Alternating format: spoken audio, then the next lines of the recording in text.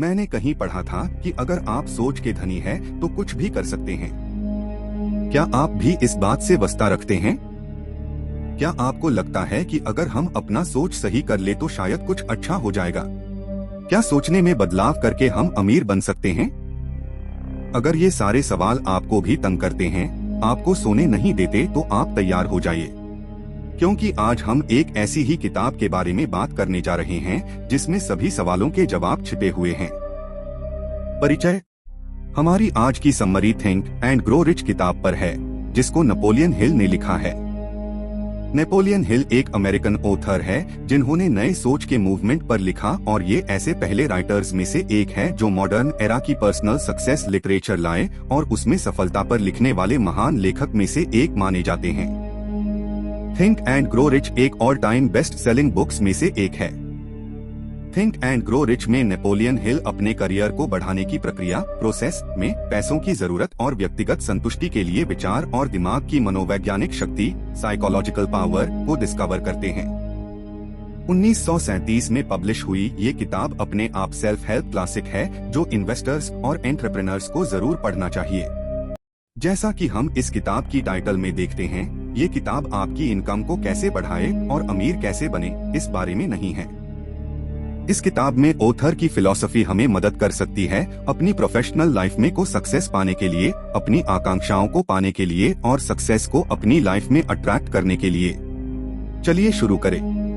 आप अपनी किस्मत के मास्टर और आत्मा के कैप्टन हैं। थिंक एंड ग्रो रिच एक मन की स्थिति है।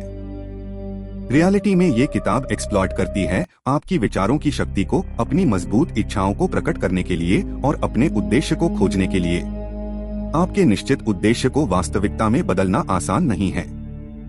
अगर आपकी इच्छा स्ट्रॉन्ग है और आप दांव लगाना चाहते हैं तो आप जीतेंगे। लेखक एक फॉर्मूला को प्रोजेक्ट करते हैं। आपकी इच्छाएं प्लस आपके विचार प्लस आपके प्लान प्लस आपके बड़े कार्य आपको सफलता का विस्तार करते हैं। आप कहां और आप कहां पहुंचना चाहते हैं, इसके लिए लेखक हाईलाइट करते हैं कि कभी हार मत मानो। हार नहीं मानना। हेल्प लें। नए कनेक्शंस बनाएं। नए तरीके अपनाएं अपनी नौकरी खोजने के स्किल्स को बेहतर बनाने के लिए और रिसोर्सेस की मदद ले। नए लोगों को खोजिए जो आपको अपने गोल्स तक पहुंचने में मदद कर सकते हैं। भाग एक इच्छा। आप सबसे ऊपर अपनी कौन सी इच्छा को रखते हैं?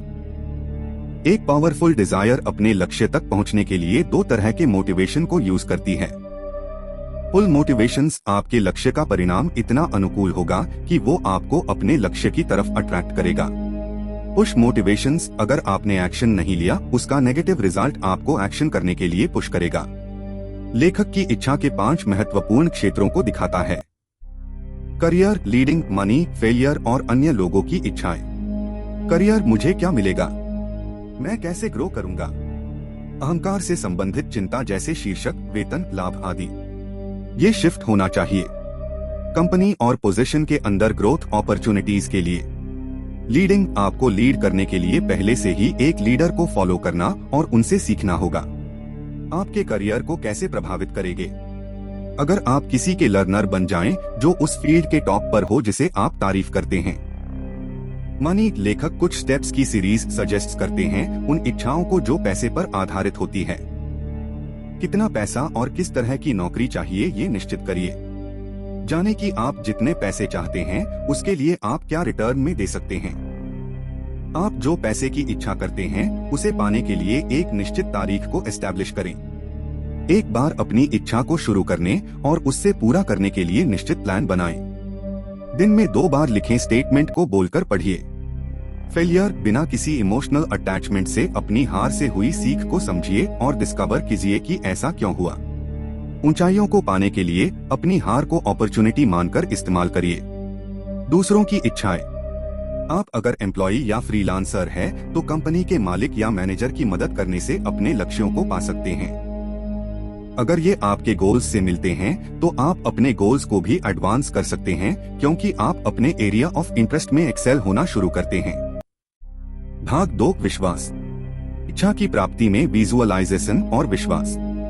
बहुत हद तक आपकी सफलता और हार आपकी सोच पर आधारित होती है और मन में पॉजिटिव बिलीफ एक आधार है जिससे सफलता को पाया जा सकता है।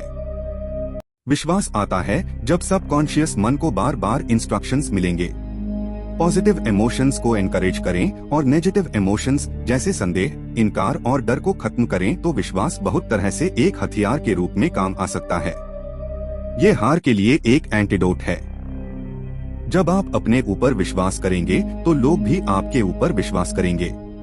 एम्प्लॉयर सफल और कॉन्फिडेंस से भरे लोगों को ढूंढते हैं जो एक पॉजिटिव इम्पैक्ट ला सकें।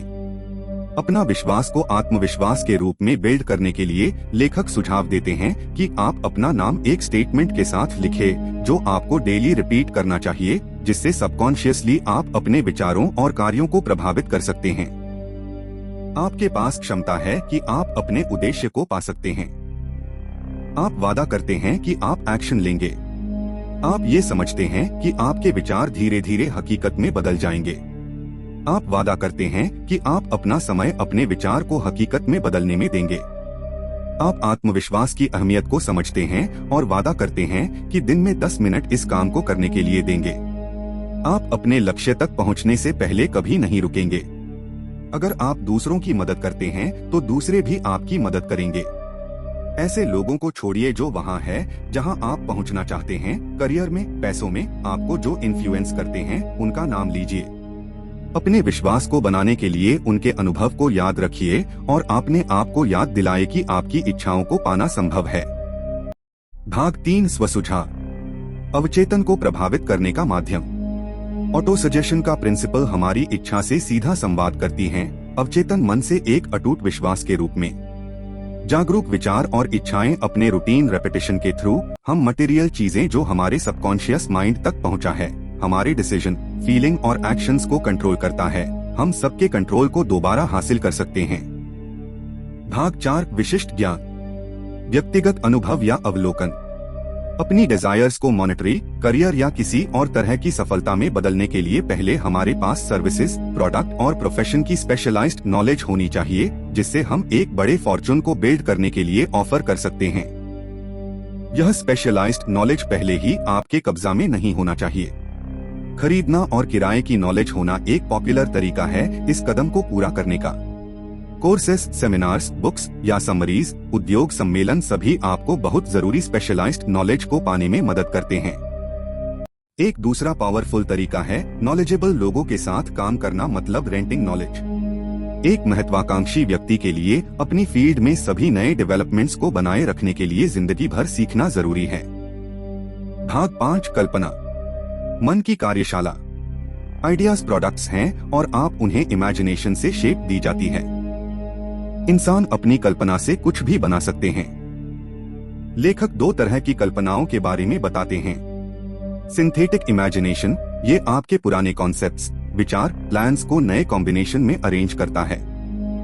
और कल्पना से प्रेरणा मिलती है और विचार आते हैं कभी ना खत्म होने वाले ज्ञान से।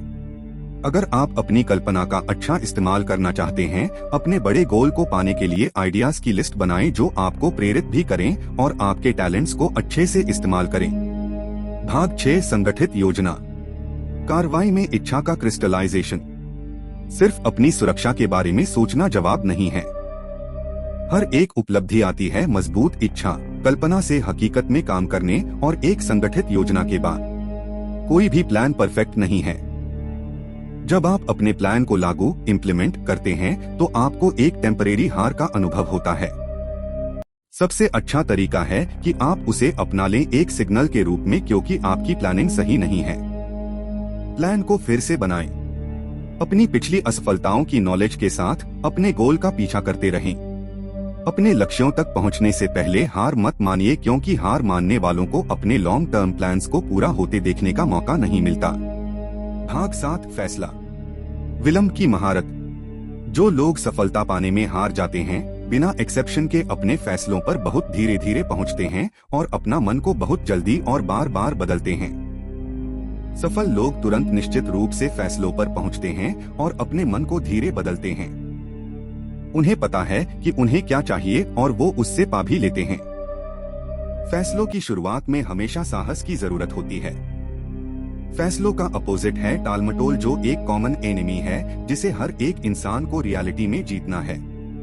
भाग 8 निश्चित, विश्वास को प्रेरित करने के लिए आवश्यक निरंतर प्रयास। एक बड़ा कारण असफलता का है दृढ़ता की कमी। इसे जीता जा सकता है, पर यह निर्भर करता है पूरी तरह आपकी इच्छा पर। इच्छा कमजोर परिणाम लाते हैं। दृढ़ता का आधार पावर ऑफ विल है और ये और भी दूसरे कारणों से प्रभावित होती है, जैसे कि पहले से कहे कारणों में आप में कोई कमी है जो आपकी दृढ़ता में रुकावट है। इसके विपरीत दृढ़ता की कमी कुछ लक्षणों को विकसित करती है। टालमटोल, इंटरेस्ट में कमी, असमंजस, आत्मसंतुष्टि, उदासीनता, डिजायर का समाप्त होना, हार मानने की इच्छा, संगठित योजनाओं की कमी, करने के बजाय काम न करना, शॉर्टकट्स को ढूंढना, आलोचना का डर हो तो कोई अपनी दृढ़ता को कैसे विकसित करे। लेखक 4 स्टेप्स में सुझाव देते हैं। एक निश्चित लक्ष्य को विकसित करें जिसके पीछे एक गंभीर इच्छा होनी चाहिए। एक निश्चित योजना को बनाएं जो निरंतर कार्रवाई को एक्सप्रेस करता है। सभी नकारात्मक और हतोत्साहित करने वाले प्रभावों को दूर रखें। उन लोगों के लिए जवाबदेह रहे जो आपको अपने प्लान और उद्देश्य को फॉलो करने के लिए प्रोत्साहित करेंगे। भाग 9, मास्टरमाइंड की शक्ति, चलाने का बल। आप मास्टरमाइंड तब है जब आपके पास लोगों की टीम है जिनके काम आपके प्लान को चलाना और आपकी सफलता में मदद करना। आपकी टीम में कौन होगा और आने वाले 30 दिनों में ये आप कैसे बनाएंगे। मास्टरमाइंड की शक्ति के बिना कोई भी महान शक्ति और सफलता को नहीं पा सकता। मास्टरमाइंड का लक्ष्य होता है निश्चित प्लान के साथ नॉलेज को पावर में कन्वर्ट करे और फिर प्लान्स को एक्शन में बदलना। भाग 10, अवचेतन मन, जोड़ने वाली कड़ी। इंसान की नियत और कभी न खत्म होने वाली बुद्धि का एक मेल है अवचेतन मन। अवचेतन मन एक माध्यम के रूप में काम आता है आपकी इच्छाएं और उनके भौतिक और मौद्रिक चीजों में बदलने के लिए। आपका नजरअंदाज का रिजल्ट होगा कि जो विचार आप तक पहुंचेंगे वो खत्म हो जाएंगे अगर आप अपनी ख्वाहिशों को प्लांट करने में फेल रहे।